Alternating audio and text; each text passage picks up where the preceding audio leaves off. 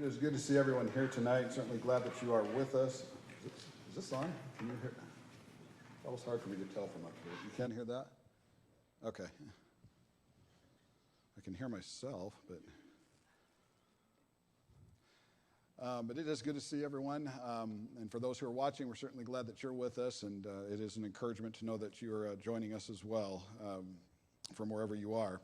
We've been doing a series on Sunday night we've started a series on glorifying the Lord, and the one that what we're going to be looking at tonight is probably one of the just the most staggering lessons or studies that you could do about the power that God really does have. When it comes to glorifying the Lord, I don't think there's a more mind-boggling thing to contemplate than what He has created.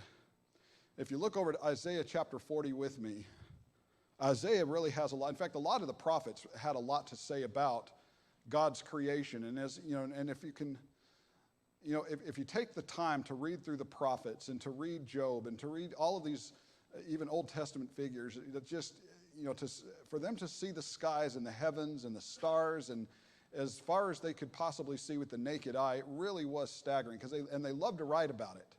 And of course, they were inspired to write about it.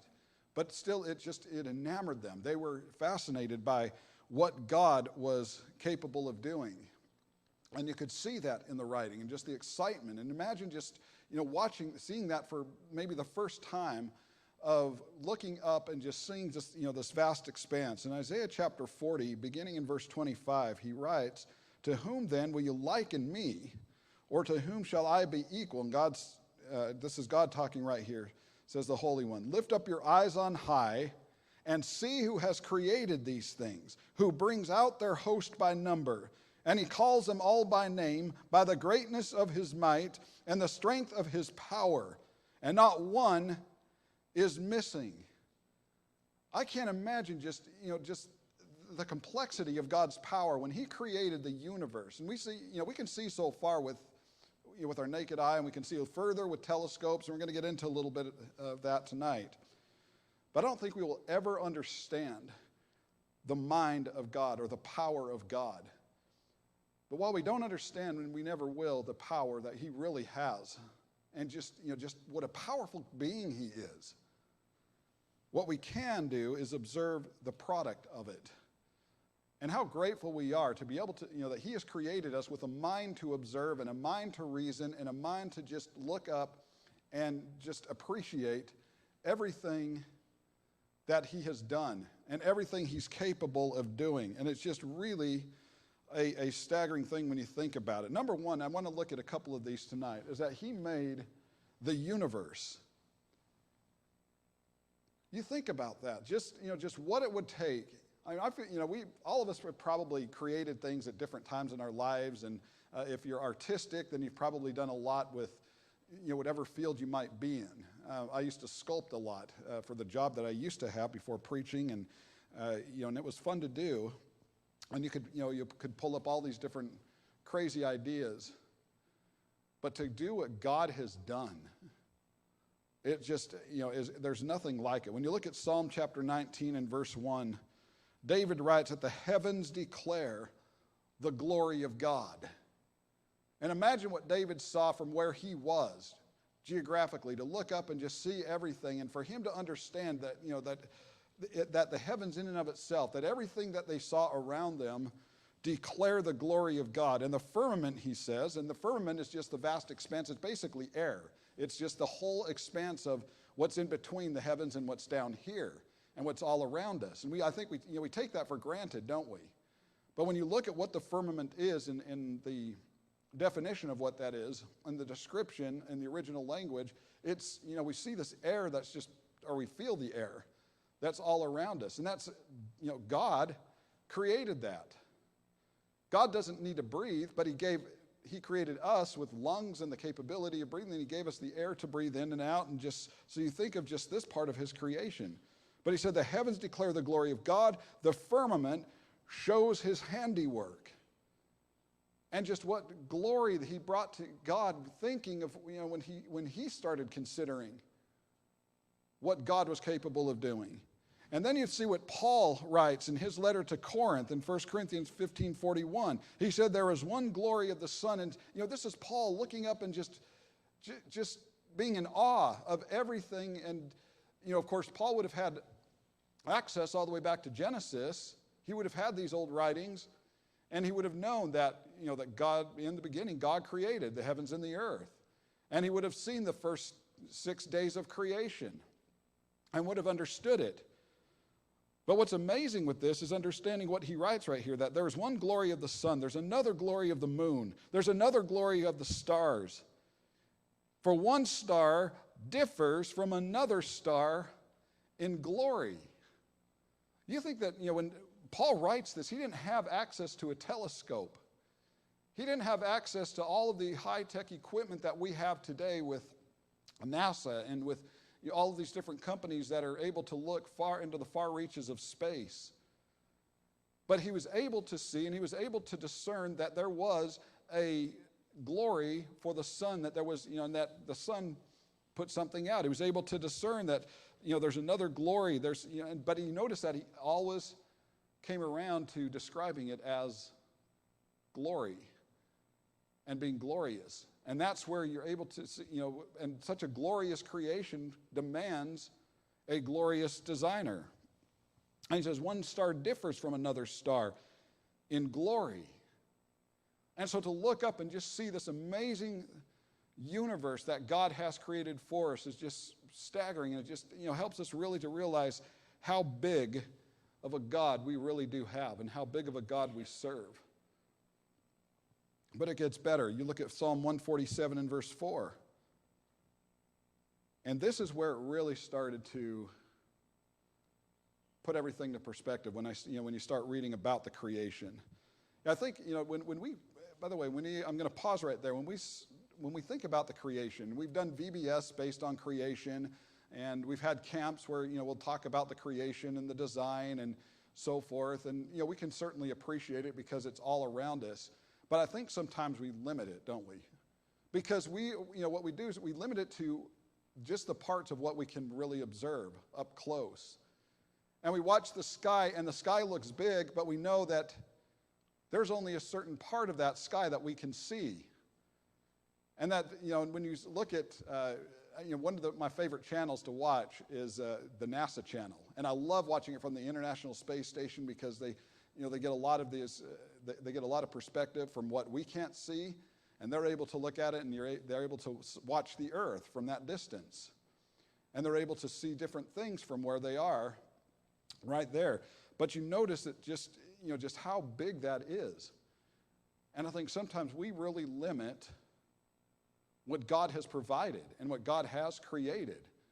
And when you start to think of just how far this solar system alone goes, and that just is just one of so many different solar systems, which we're going to look at in just a minute.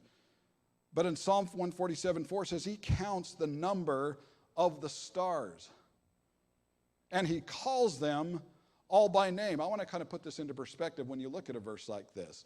Do you realize on a clear night, when you look up into the sky, and I'm sure in some areas, Phil and Adrian live in a place where you probably see a lot more stars than we can around here, or the sky is open a lot more further.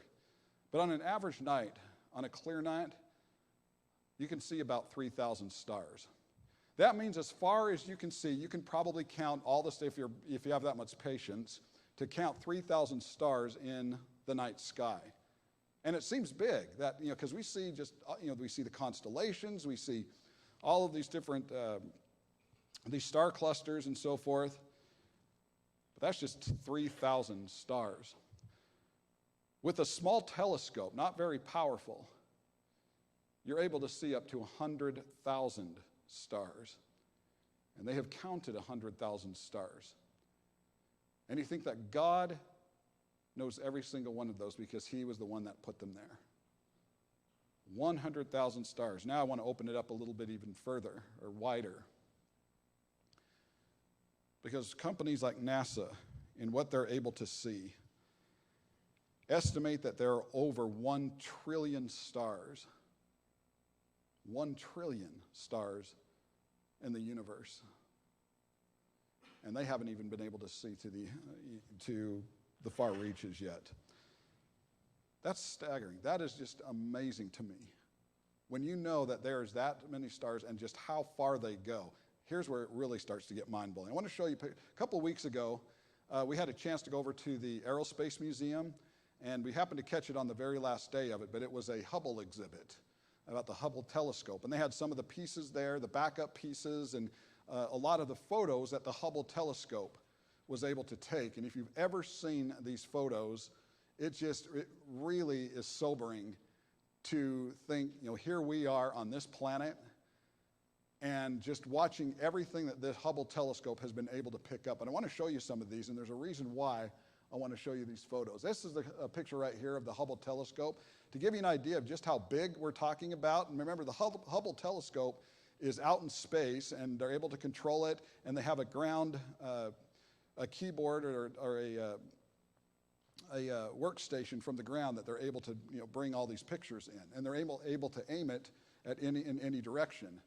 But it weighs about 27,000 pounds, which is the weight of about two full-size elephants. It's about 43 and a half feet long, which is the size of a large school bus. And so we're talking about a big piece of equipment with the Hubble telescope. But that's not the most impressive thing. What's really impressive is what Hubble has been able to pick up over the years, and to realize how far away we're talking. I remember driving from Florida to California when we made the move, and we're driving a couple thousand miles, and you've probably made these trips as well if you've gone on a road trip, and you think, wow, 2,000, 3,000 miles is just, it's exhausting, and it seems like a really long distance. And then you consider, what it takes to drive even further, or if you're sailing, to how far you're going from home. And that's just a drop in the bucket. Take a look at what the Hubble has picked up.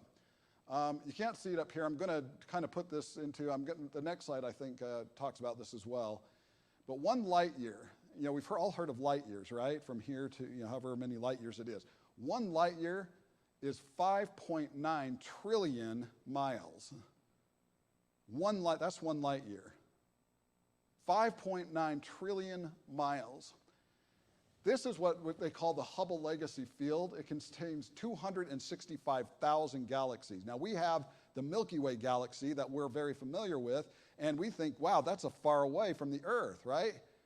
Hubble has picked up 265,000 just in one cluster alone.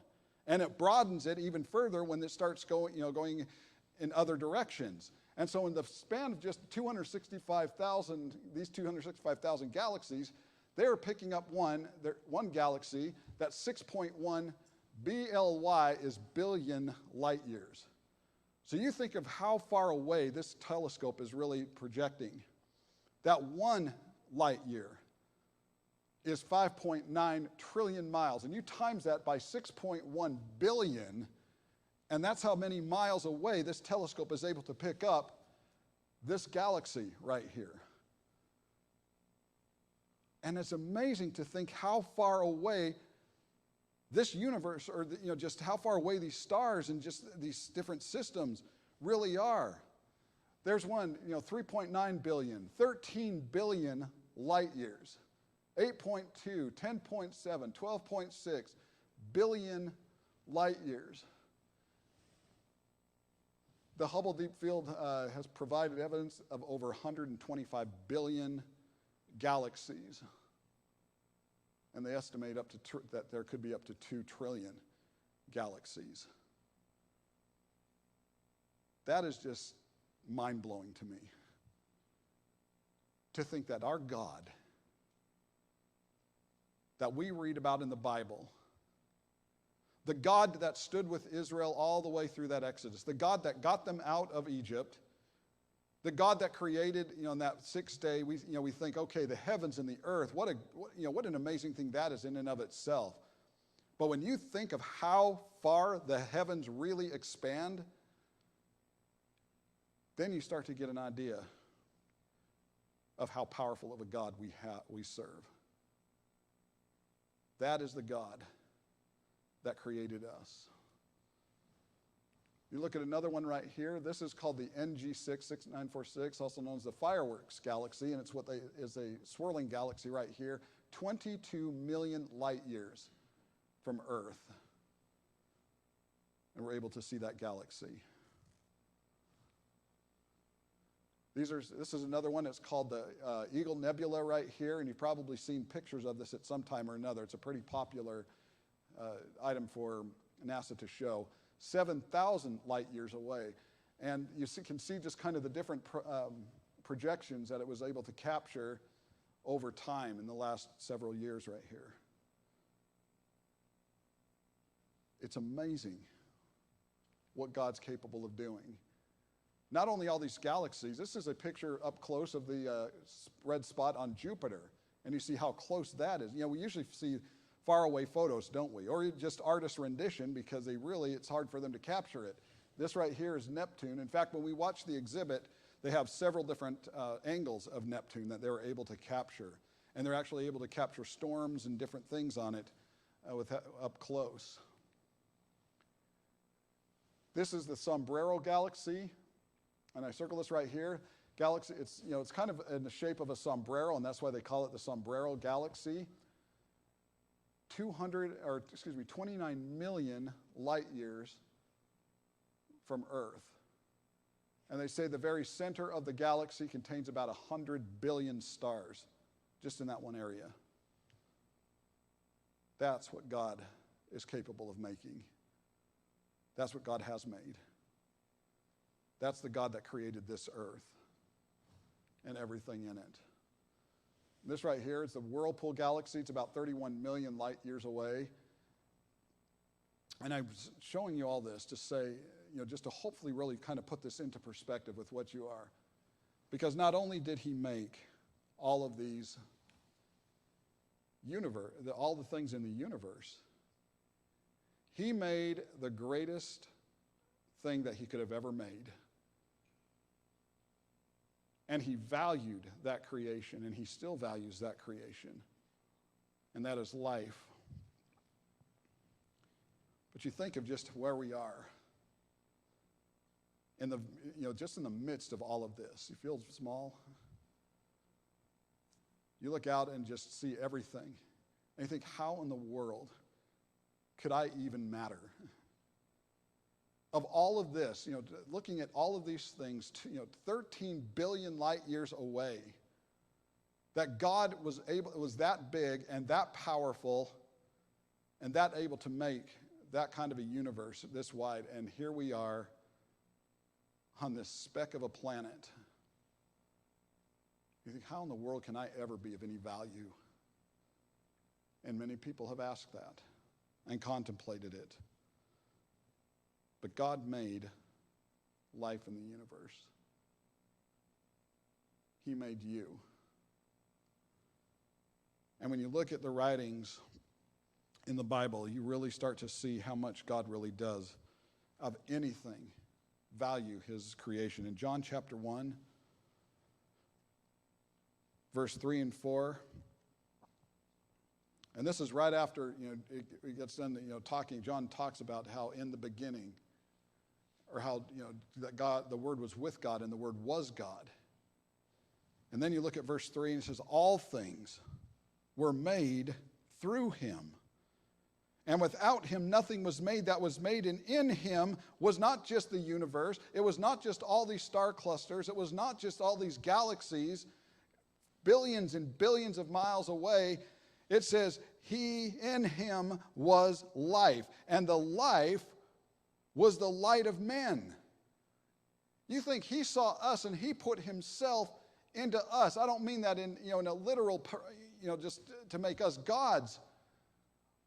But when we look back at Genesis and it says that, that God made us in his image, and how he saw us and saw the value in us and saw the intricacy of his creation, you start to really appreciate that of everything that we see in the entire world, in the entire universe, that we matter.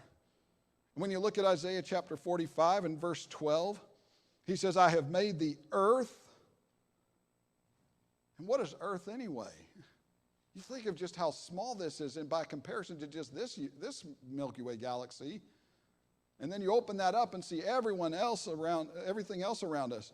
But he says, I have made the earth and created man on it.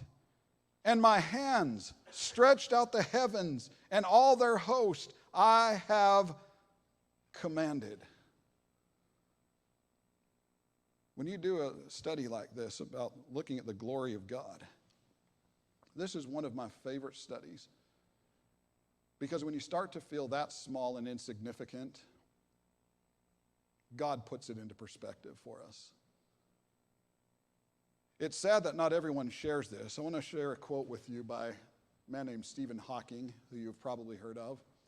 He passed away just a couple of years ago, but he did an interview back in 1995. And listen to what he says in this interview. He said, the human race is just a chemical scum on a moderate-sized planet, orbiting around a very average star in the outer suburb of one among 100 billion galaxies.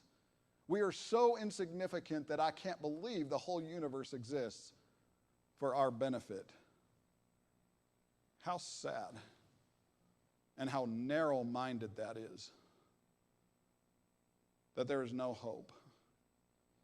For one thing, he's wrong just by being able to observe that universe. You ever thought about that? If we're just a bunch of chemicals that are insignificant, how in the world can someone be able to look out and observe all of these different things? How are we able to reason different things? Even if we're wrong, we have the capability of thinking, don't we? We have intelligence, and we have the capacity, we have consciousness to look at all of these things around us. And even if we're way off on our calculations, we are able to see it and enjoy it and appreciate it and remember it and write it down. That doesn't come from just a bunch of chemicals that happen to come together. But how sad that is for him to think something like that. Folks, there is nothing average about the stars. When you look at what they're, if you've ever observed them and watched them and just watched the way the universe just operates, and I guarantee there's nothing insignificant at all about your life. There was nothing insignificant about his life, because God saw his creation and saw that it was very good. You look at Psalm chapter 139, begin in verse 13.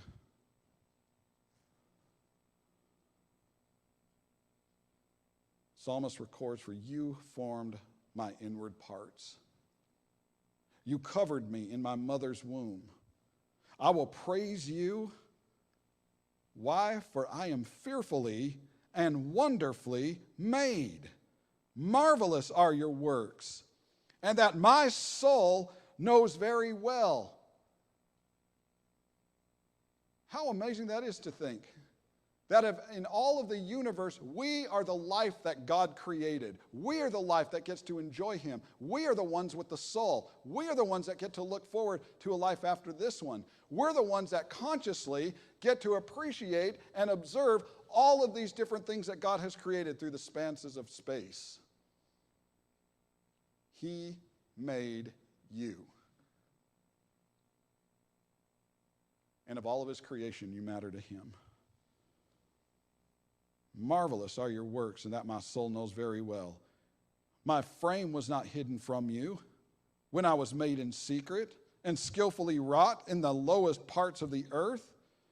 Your eyes saw my substance, being yet unformed, and in your book they all were written. The days fashioned for me, when as yet there were none of them. You look back at verse 15, it says he skillfully wrought in the lowest parts of the earth. God created the earth, and then what did he do with that earth? He created man from it. That's power. And he gave us a soul of which he wants to have a relationship. How precious also are your thoughts to me, O God. How great is the sum of them. And if I should count them, they would be more in number than the sand. When I awake, I'm still with you. How encouraging is it that of everything that we know, that we have seen through billions of miles, that he knows you personally. He knows your personality. He knows your strengths. He knows your weaknesses. He knows the amount of love that you have in you. He knows what you're capable of doing. He knows you, and he cares about your spiritual welfare. He cares about the decisions that you make of anything. When you start feeling like you don't matter, there's God wanting you to be with him and wanting that relationship. We also read in Scripture in 2 Peter 3 that the earth is going to be destroyed. It's not going to last forever. And all the universe and everything around us is going to come to an end. But as we also read in Scripture, he's made a place for his creation to live beyond this universe. Whether you will be with him there depends on what you do in this life. It depends on the decisions that you make in this life. I hope you can appreciate just the glory of God by acknowledging what he has made. Because there's no one that loves you more and loves you deeper than God ever will among all of his different creation. But if you have a need tonight, you want to see how close you can get to God, ask for prayer. And if you need to repent of something, to understand just how far his compassion goes and his forgiveness goes, please let him do that. You matter to him. Let's stand and sing.